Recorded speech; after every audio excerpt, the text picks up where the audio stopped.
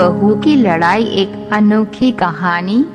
सुनंदा ने पिता की इकलौती बेटी थी। नाम के मुताबिक देखने में भी बहुत सुंदर थी।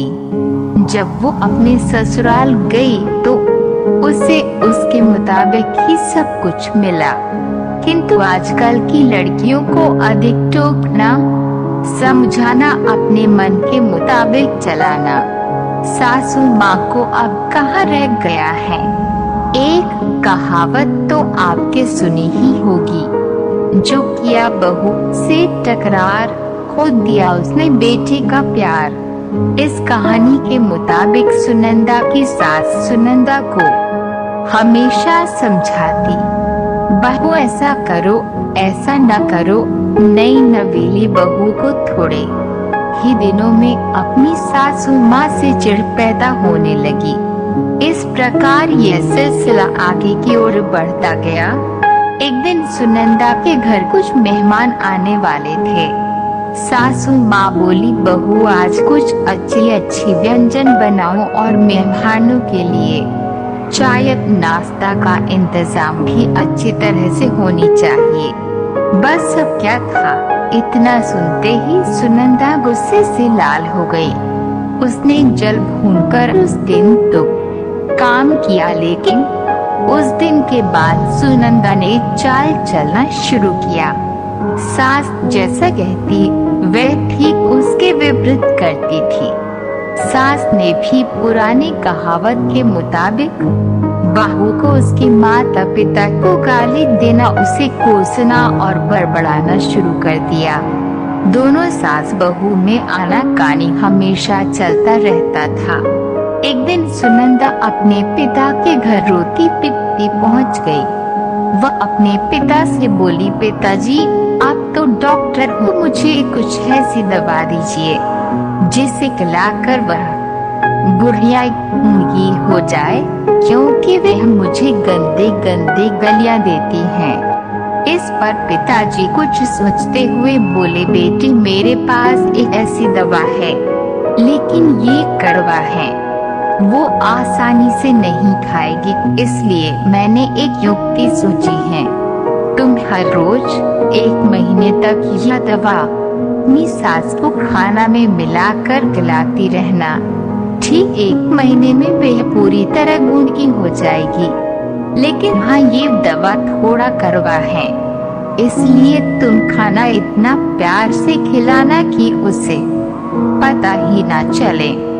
दवा लेकर सुनंदा खुशी खुशी अपने घर आई और पिता के कहे मुताबिक अपना काम शुरू कर दी। अब सास जो कुछ भी कहती उसे वह मानती और उलटकर जवाब भी नहीं देती, क्योंकि वह जानती थी कि बुढ़िया तो अब महीने भर में गूंगी होने वाली है। बोल ले जितना बोलना है, उसके बाद वह चैन से रहेंगी। अब हर रोज वे प्यार से चुटकी भर दवा खाना में मिलाकर प्यार से माँ जी को देती थी।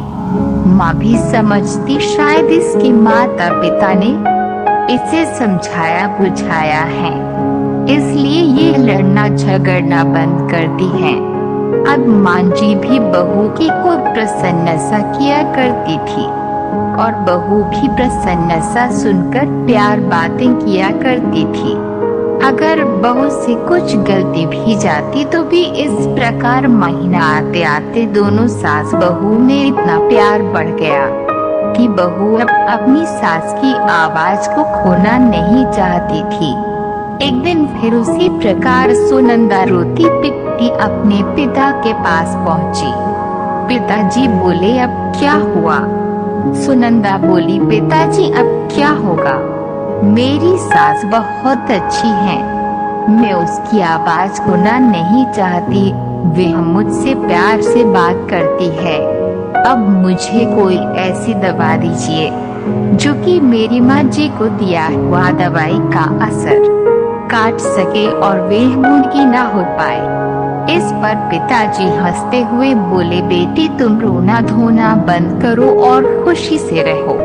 जो दवा मैंने तुम्हें दिया वह कोई दवाई नहीं था, वह रिश्तों में मामूली कड़वाहट उतरने की तरकीब थी। अगर मैं ऐसा नहीं किया होता तो तुम शायद आज नहीं सुधारी होती। बेटी, इसी प्रकार यदि तुम अपनी सास के साथ अच्छे से रहोगी तो वह भी तुम्हें अपनी बेटी के समान प्यार करेगी। अब सुनंदा को सारी बातें समझ में आ गई थी। उसे अपनी गलती का एहसास भी हो गया था। वह वापस अपने ससुराल चली आई। इसके बाद दोनों सास बहू प्यार से रहने लगी। उनके बीच स्नेह और अपनापन का भाव आ गया और घर खुशियों से भर गया। आशा है कि ये कहानी आपके दिल को छू गई होगी। ये एक सच्चाई है। अगर बहू अपने सास का प्यार पाना चाहती है तो उसे भी अपने सास को स्नेह देना होगा। जिस घर में सास बहू में स्नेह होता है वहाँ हमेशा खुशियाँ आती हैं। अंत में बस इतना ही। इस कहानी को एक शेयर जरूर करिए।